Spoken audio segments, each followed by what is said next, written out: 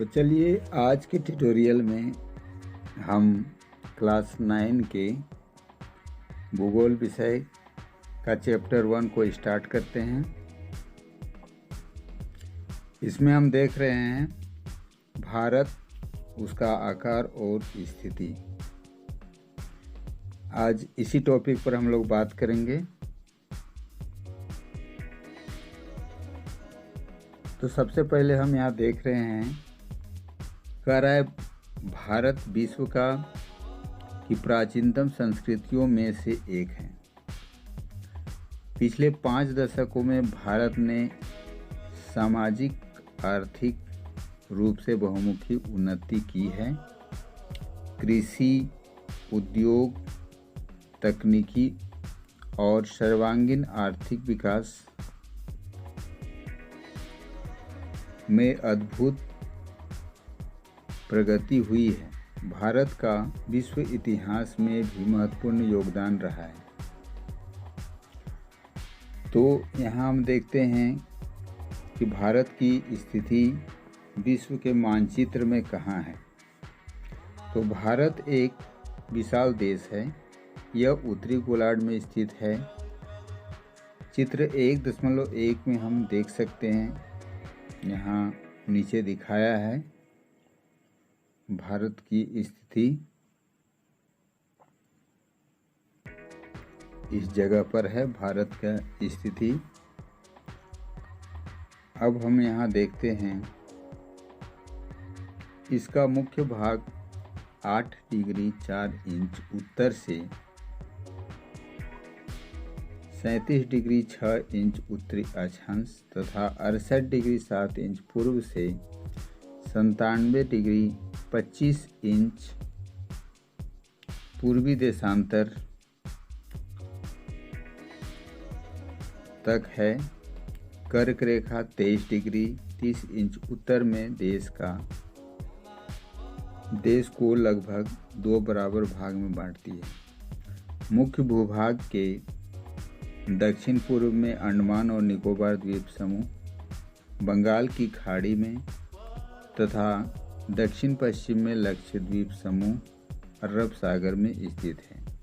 तो अपनी एटलस की सहायता से इन द्वीप समूहों का विस्तार ज्ञात कर सकते हैं।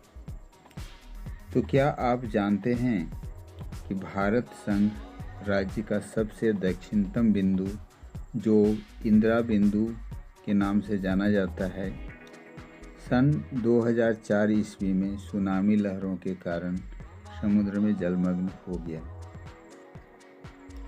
अब हम यहाँ पे आकार के बारे में देखते हैं। तो भारत के भूभाग का कुल क्षेत्रफल लगभग 32.8 लाख वर्ग किलोमीटर है। भारत का क्षेत्रफल विश्व के कुल क्षेत्रफल का भौगोलिक क्षेत्रफल का 2.4% है। चित्र 1.2 से स्पष्ट है कि भारत विश्व का 7वां बड़ा देश है। भारत की स्थल सीमा रेखा लगभग 15,200 किलोमीटर और समुद्री तट रेखा अंडमान और निकोबार द्वीप समूह तथा लक्षद्वीप समूह के साथ 7,516.6 किलोमीटर है। भारत के उत्तर पश्चिम, उत्तर तथा उत्तर पूर्वी सीमा पर नवीनतम वलित पर्वत है। ये वलित पर्वत का प्रकार है। इसके दक्षिण का भूभाग उत्तर में चौड़ा और 22 डिग्री उत्तरी अक्षांश से हिंद महासागर की ओर संकरा होता गया है। इसके पश्चिम में अरब सागर तथा पूर्व में बंगाल की खाड़ी स्थित है। चित्र 1.3 में देखिए कि अक्षांश और देशांतर का विस्तार लगभग 30 डिग्री है, परंतु फिर भी पूर्व पश्चिम का विस्तार उत्तर दक्षिण के विस्तार की अपेक्षा कम प्रतीत होता है।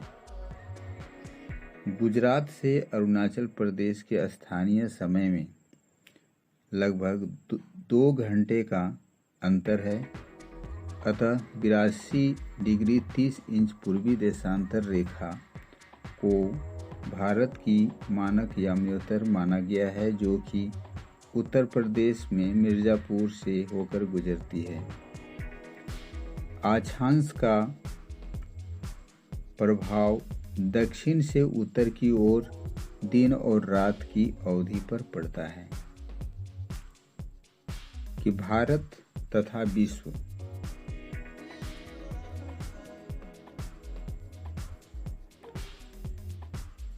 यहाँ पर हम देख रहे हैं कि भारतीय भूखंड एशिया महाद्वीप के पूर्व और पश्चिम के मध्य में स्थित है।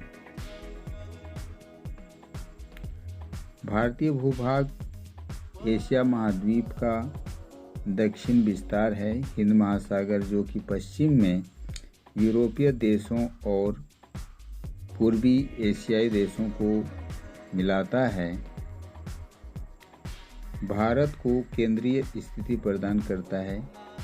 देखिए, दक्षिण का पठार हिंद महासागर और शीर्षवत फैला हुआ है और पश्चिम एशिया, अफ्रीका, यूरोप के देशों के साथ पूर्वी एशिया के देशों से भी पूर्वी तट के माध्यम से निकटतम संबंध बनाए हुए हैं। हिंद महासागर में किसी भी देश की तटीय सीमा भारत जैसी नहीं है। भारत की इसी महत्वपूर्ण स्थिति के कारण एक महासागर का नाम इस देश के नाम पर रखा गया, अर्थात हिंद महासागर का नाम भारत के नाम पर रखा गया है। तो क्या आप जानते हैं कि सन 1869 में सुएज नहर के खुलने से भारत और यूरोप के बीच की दूरी 700 किलोमीटर कम हो गई। भारत का विश्व के देशों के साथ संपर्क युगों पुराना है, परंतु यह संबंध समुद्री जलमार्गों की अपेक्षा भूभाग से होकर था। उत्तरी पर्वतों के दर्रों से अनेक यात्री प्राचीन काल से भारत आए, जबकि समुद्री मार्ग बहुत समय तक ज्ञात नहीं थे। इन मार्गों से प्राचीन समय से विचारों और वस्तुओं का आदान प्रदान होता रहा है।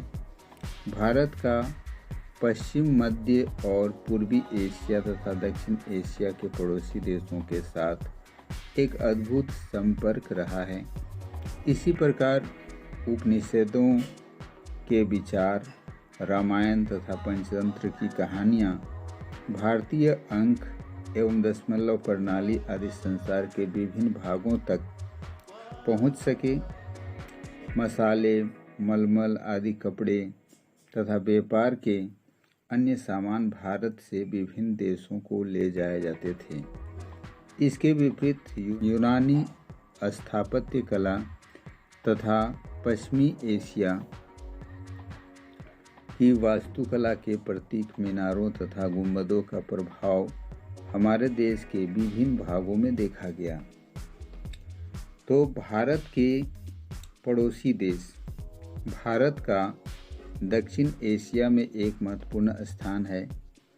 भारत में 29 राज्य और 7 केंद्र शासित क्षेत्र हैं, जो चित्र 1.5 में देख सकते हैं।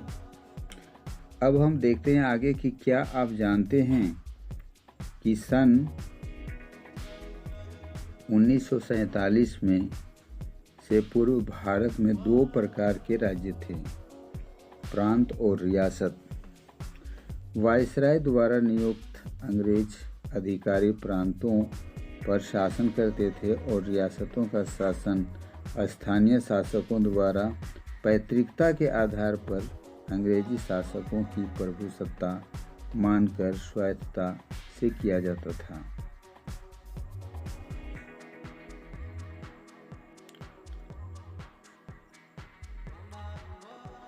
यहाँ हम देख रहे हैं ये भारत के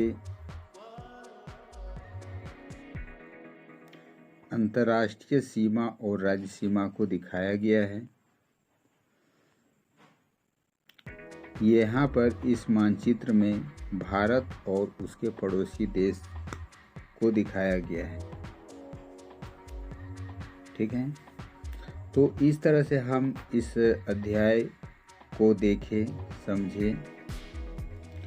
तो इससे संबंधित जो प्रश्न पूछे जाएंगे उसका उत्तर आप सही देंगे, ऐसा मेरा विश्वास है।